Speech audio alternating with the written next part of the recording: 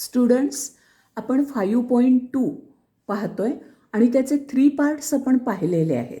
आता 4th पार्टला सुरुवात करूया. हे 3 पार्ट्स तुम्ही नक्की बघा आणि तुम्हाला सगळा हा प्रश्नसंग्रह नक्की सोडवता येईल. आणि आता आपण पार्ट 4थला सुरुवात करूया. पण त्याच्या आधी तुम्ही माझा चॅनल लाईक करा, सबस्क्राईब करा, शेअर करा व्हिडिओ आणि बेल आयकॉनवर क्लिक करा की जेणेकरून तुम्हाला सगळे व्हिडिओ माझे बघता येतील आणि निश्चितपणे तुम्हाला त्याचा फायदा होणार आहे. तर 10th एक्झाम्पल आपण सोडवायला सुरुवात करूया. बघा काय आहे. Find the coordinates of the points of trisection of the line segment A B. हा ए बी सेगमेंट आहे विथ ए 2, 7 अँड बी -4, 8. हे एचे पॉईंट्स आहेत, हे बीचे पॉईंट्स आहेत आणि ट्रायसेक्शन आहे म्हणून 2 ठिकाणी आपण ते समान भाग केलेले आहेत. ट्रायसेक्शन 3 भाग केले. एकूण रेषाखंडाचे 3 भाग, ए पी, पी क्यू आणि क्यू बी. आणि हे तिन्ही भाग हे कॉन्ग्रंट आहेत. म्हणजेच A P is equal to P Q is equal to Q B आहे. ते मी लिहून घेतलं. आता आपल्याला रेशो दिलेला नाही. ह्या एकच एक्झाम्पल असं आहे संपूर्ण प्रॅक्टिस सेटमध्ये. एकच एक्झाम्पल असं आहे की 2 फॉर्म्युले वापरावे लागतात. ह्या पहिला फॉर्म्युला वापरावा लागतो सेक्शन फॉर्म्युला. तर सेक्शन फॉर्म्युलासाठी आपल्याला रेशो लागतो M/N. तो काढण्यासाठी आपण A P divided by P B. हा बघा, A P divided by P B घेतलं. आता हा पी बी हा दुप्पट मोठा आहे ए पीपेक्षा. तर ए पी तसाच लिहून घेतला. आता पी बी म्हणजे काय. पी बी हा एकूण रेषाखंड होण्यासाठी पी क्यू प्लस क्यू बी केलं. बघा, पी क्यू प्लस क्यू बी. पण हे सगळे रेषाखंड समान आहेत, कॉन्ग्रंट आहेत. म्हणजेच ते मी पी क्यूच्या ऐवजी ए पी लिहू शकते, क्यू बीच्या ऐवजी पण ए पी लिहू शकते, कारण सगळ्यांची लेंथ सारखी आहे. सो ए पी ह्या तसाच लिहिला. A P plus A P is 2AP. So 1/2. हे कॅन्सल झाले. 1/2. So A P as to P B is 1:2. मग आपण सेक्शन फॉर्म्युला वापरला. सेक्शन फॉर्म्युला बघा, हे फॉर्म्युला लिहून घेतला. त्याच्यानंतर हा 1 लिहिला एमचा. त्याच्यानंतर x2चा हा -4 लिहिला. त्याच्यानंतर एन लिहिला 2 आणि x1 म्हणजे हा 2 लिहिला आपण आणि असा हा लिहून घेतला. -4 झाले इथे आणि 2 × 2 इज 4. -4 + 4 0 झाले. 0 डिव्हायडेड बाय 3 इज 0. त्याच्यानंतर y1 इज इक्वल टू बघा My2 + ny1 divided by m + n. मग सारखेच हा आपण y2 घेतला -8. त्याच्यानंतर प्लस हा 2n घेतला, एनची व्हॅल्यू. नंतर y1ची व्हॅल्यू 7 आहे, ती लिहून घेतली.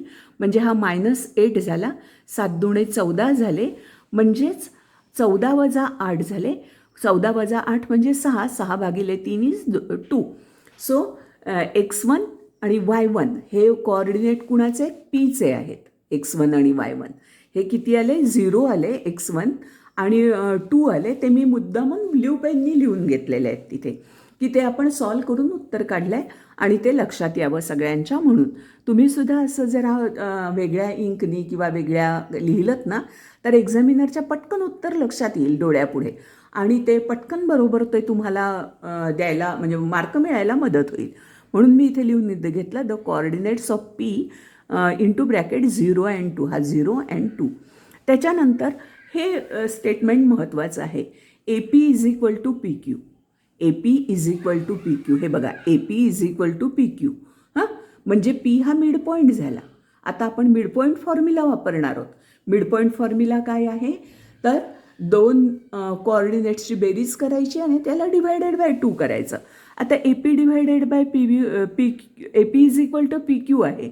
म्हणजेच P is mid point of A Q. आत्ता तुम्हाला दाखवलं त्याप्रमाणे. By mid point formula x1 is equal to पीचे कोऑर्डिनेट्स x1 आणि y1 आहेत. पी हा मध्यबिंदू आहे, मिड पॉईंट आहे. म्हणून x1 is equal to 2 + x2 divided by 2.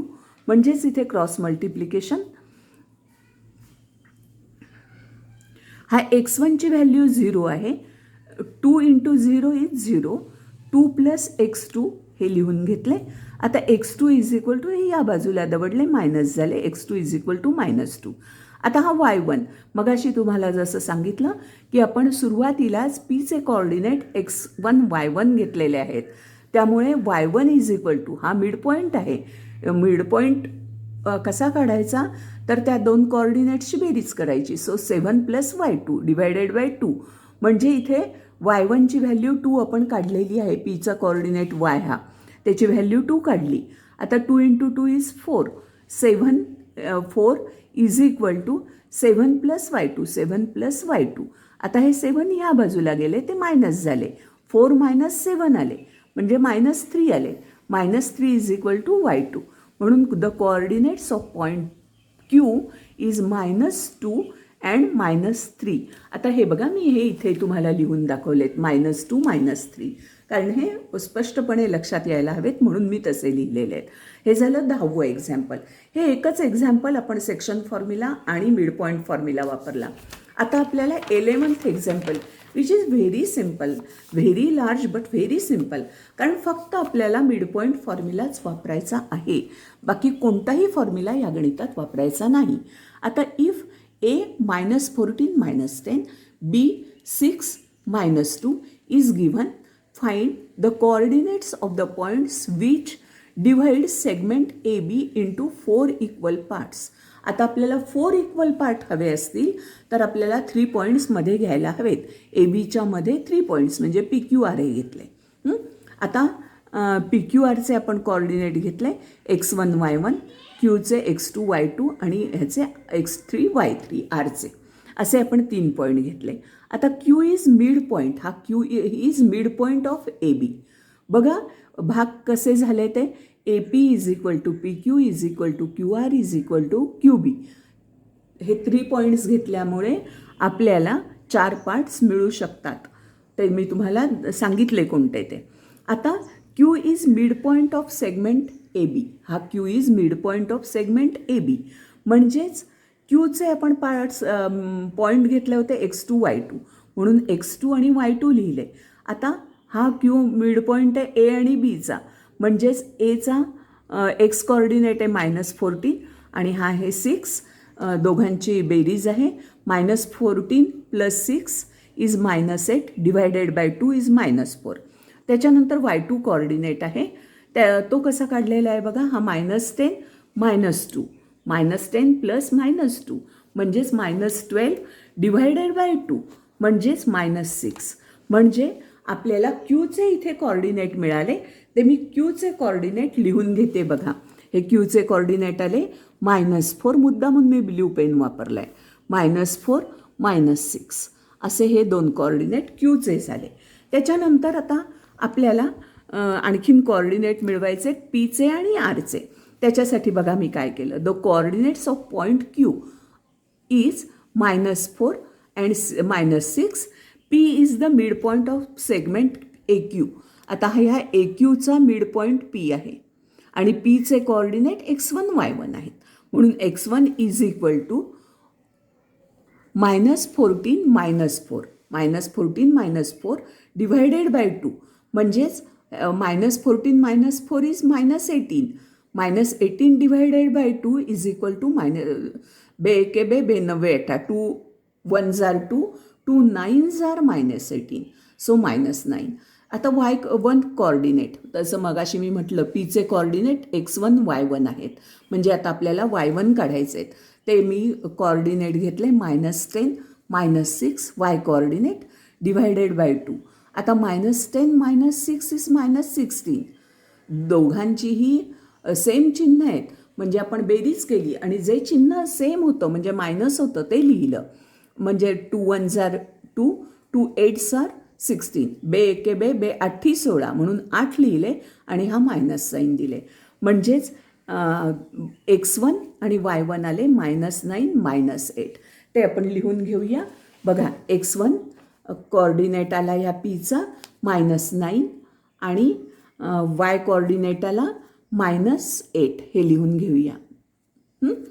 आता आपल्याला R कॉर्डिनेट काढायचा. R कॉर्डिनेट काढण्यासाठी आपण मिड पॉईंट पुन्हा एकदा घ्यायचा. आर हा मिड पॉईंट आहे असं म्हणायचं. कुणाचा? तर क्यू बीचा. हे बघा इथे मी लिहिलं R is mid point of segment Q B. हा बघा क्यू बी त्याचा मिड पॉईंट. आता ह्या आरचे आपण कोऑर्डिनेट x3 y3 घेतलेले आहेत म्हणून x3 आणि y3 लिहिलं.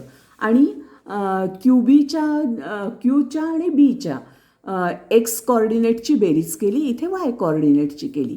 म्हणजे -4 + 6 इज 2/2 हे 2 इज इक्वल टू 1. आणि y3 -6 हे वाय कोऑर्डिनेट घेतले. कुणाचे? क्यू आणि बी या पॉईंटचे. -6 + -2 म्हणजे हे दोन्ही मायनस आहेत म्हणजे 6 आणि 2 8 -8 आले अपॉन 2 म्हणजे -4 आले. म्हणजेच एक्स कोऑर्डिनेट 1 आला आणि वाय कोऑर्डिनेट -4 आला. The coordinates of points which divide segment AB into 4 equal parts are P -9 8, Q -4 6 and R 1 -4. हे पॉईंट्स आले. आणि हे जरी गणित खूप मोठं तुम्हाला वाटलं तरी फक्त मिड पॉईंट फॉर्म्युला आणि which is very simple. Mid point कोण कुणाचा आहे बघायचा आणि बरोबर ते सोडवायचं. एक्स कोऑर्डिनेटची बेरीज करायची, वाय कोऑर्डिनेटची बेरीज करायची, भागिले 2 करायचं की मिड पॉईंट फॉर्म्युला झाला. आणि व्हेरी सिम्पल एक्झाम्पल आहे. 10 फक्त गणितात तुम्हाला 2 फॉर्म्युले वापरायचे, बाकी 11व्या 12व्या गणितात फक्त एकच फॉर्म्युला वापरायचा आहे. आता इथे सुद्धा गणित तुम्हाला मोठं वाटेल पण मिड पॉईंट फॉर्म्युलाच फक्त वापरायचा आहे. म्हणून 12वं गणित बघा. If 20 and 10 B 0 20 are given, find the coordinates of points which divide segment A B into 5 congruent parts. आता 5 कॉन्ग्रंट हवेत म्हणजे 4 पॉईंट घ्यायला पाहिजेत. म्हणून मी इथे PQRS हे 4 पॉईंट घेतले आणि AB हा सेगमेंट होता त्याचे पॉईंट्स लिहून घेतले. आणि आता PQRS हे आपल्याला पीचं x1 y1, क्यूचा हा बघा x2 y2, आरचा x3 y3 आणि एसचा x4 y4 असे हे पॉईंट्स आपण घेतलेले आहेत लेट म्हणून. त्याच्यानंतर बघा सेगमेंट ए बी हे डिव्हाइड होतं ह्या 4 पॉईंट्समुळे, ते लिहून घेतलं.